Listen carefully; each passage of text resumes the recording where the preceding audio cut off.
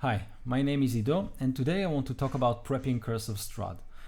I've been running Curse of Strahd for several sessions now, and I thought of sharing my experience with you. Hopefully, you'll get some benefit out of it. So, I think it's important to note that Curse of Strahd is a classic retold, and it explores themes of horror and madness. There was an original Ravenloft adventure that was published years ago, and then a campaign setting that also shared the same name, Ravenloft.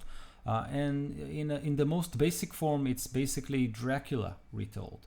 So I think it's important to understand that as you go and prepare to run it.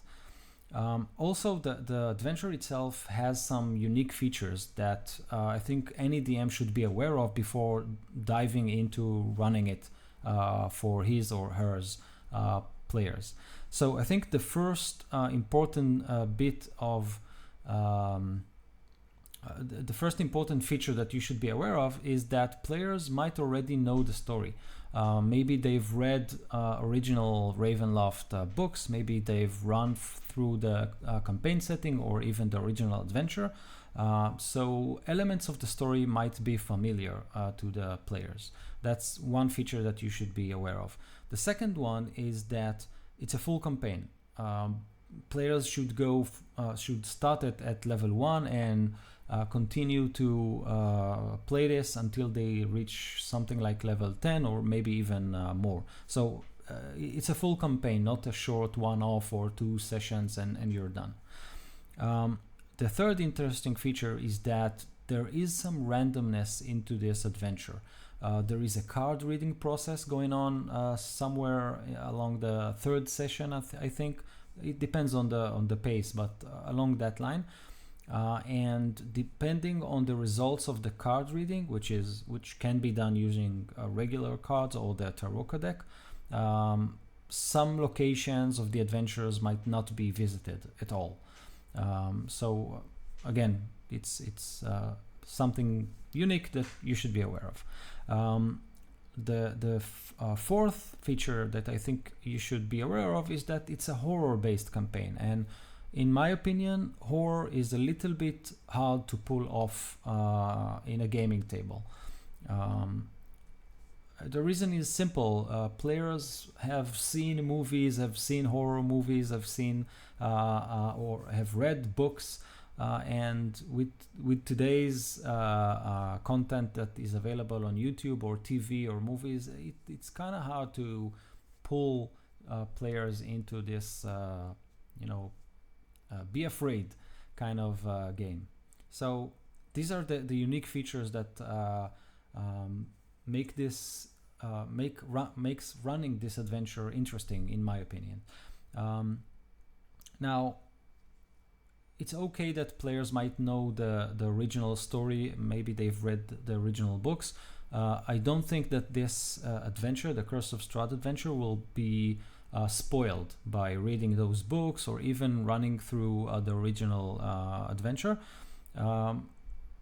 If a player did that or played through the original adventure or read the books, it's fine. Just tell them, keep most of the knowledge to yourself and enjoy the experience as if it was the first time you've played this adventure. Don't spoil if you already know something about Strahd or the lay of the land. Just keep it to yourself. I don't think there will be a major spoiler if one of the players have already run through the original adventure or the books. You need to tell your player that this isn't a detour. In the old campaign setting, the old Ravenloft campaign setting, you could have a regular D&D campaign in the Forgotten Realms or whatever, and take a detour through Ravenloft. You go in, you go out, and you continue your original campaign. This isn't the case here, so I think the players should be aware that all of the campaign will be run inside or in Ravenloft and in Barovia, should I say. So I think it's important to communicate that they are going to play through, 15 levels in this campaign. So it's a long distance run. They should be aware of it. So regarding the horror aspect of Curse of Strahd, I think it's best if you tell the players that this is a horror type game, and if they find it awkward, or they are having hard time to keep a straight face, or get into the mood, then maybe you should not run this adventure. If you usually run a goofy table with a lot of jokes cracking, there is fun in this game and adventure. I mean, if you look at YouTube at people playing or running through this campaign, there are a lot of jokes and laughter, and it's great. But there are also some darker sides, and I'm not talking about mature stuff. Just darker aspects of the story or the game that can be lost on players that don't appreciate this kind of mood, or feel awkward running or playing through such stories. So I think you should take that into consideration and communicate with your players and think if it's appropriate for them or not. So now that you're aware of the unique features of this game, I want to talk about how to run, or how I'm running this campaign in a way that it's a little bit different from what I did before. And the reason that I changed the way I DM is because it's a horror game, and it's a little bit hard to keep the players at the edge of their seats, expecting to see and hear and learn what's going on. And it's hard to do it for a long stretch of time. And this whole campaign is in the land of Barovia, which is a sorrowful land with an evil ruler. And I wanted to give the players the experience of actually traveling in this dark land. But I was a little bit, let's say, I wasn't sure how to do it. How should I convey the feeling, convey the mood, without making them feel that I'm oppressing them and forcing them into the mood? So I did some research, and the thing that caught up with me is a book I've written it down, by Paul Joseph Giuliano. That's G-U-L-I-N-O, and the book is called Screenwriting: The Sequence Approach. And one of the first sentences in this book that the writer wrote, that popped up to me, is that he wrote that the job of the screenwriter is to sustain audience emotional involvement from page 1 till the end of the movie. From page 1 to the last page of the script.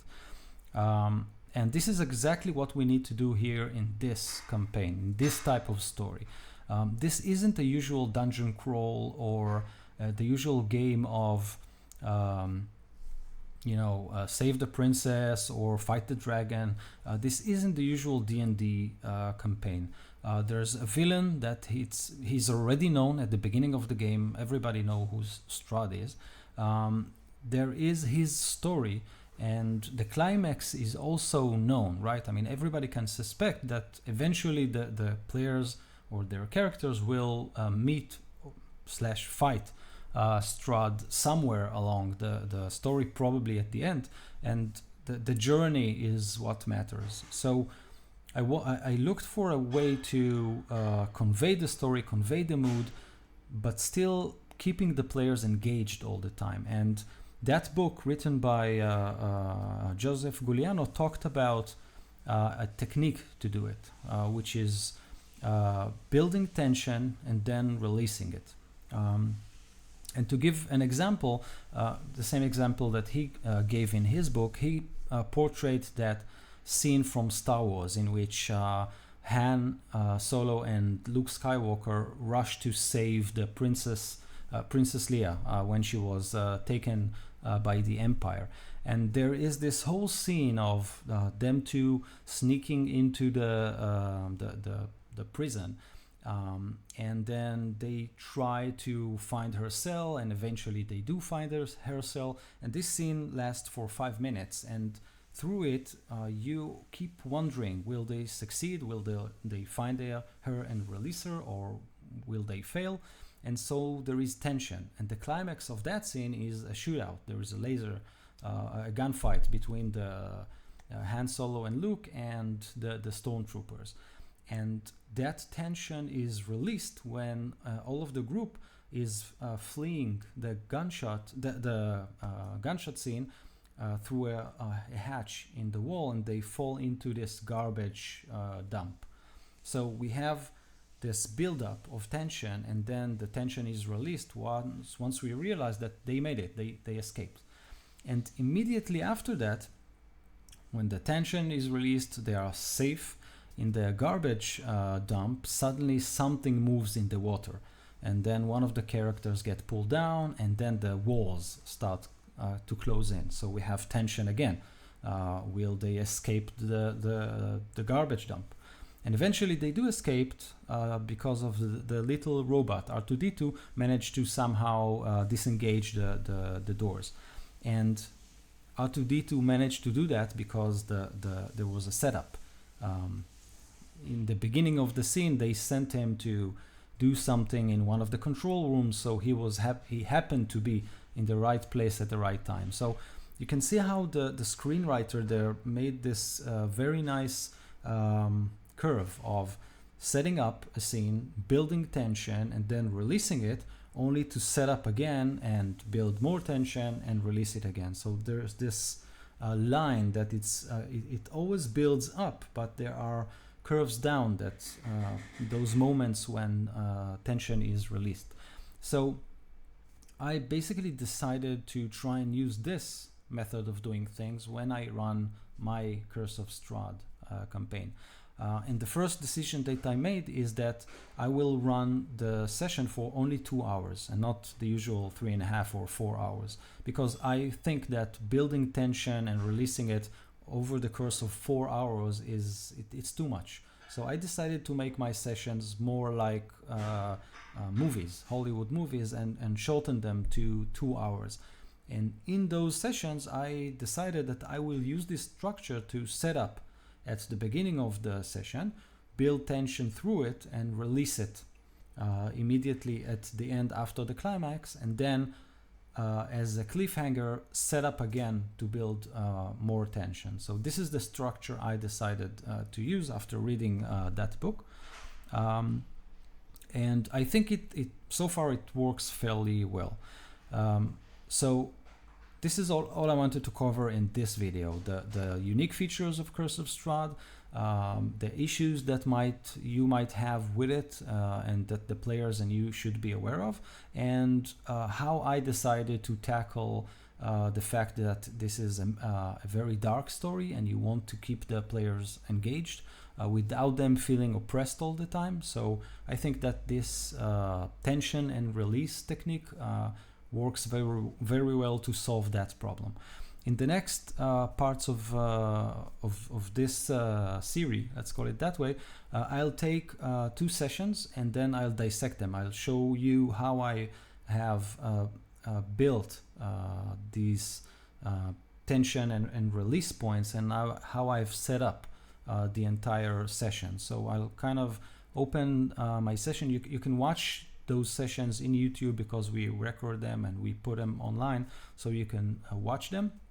And then I'll do this 15 minutes talk about how I've actually prepped, how I've used my prep time to prepare for this session. So again, I hope you'll find it valuable to your game. If you like this video, you can check my YouTube channel. I have more DM advice there, and as I said, you can watch me play. And if you want me to cover a specific topic, or if you have any feedback, feel free to type in those comments, and I'll see you next time.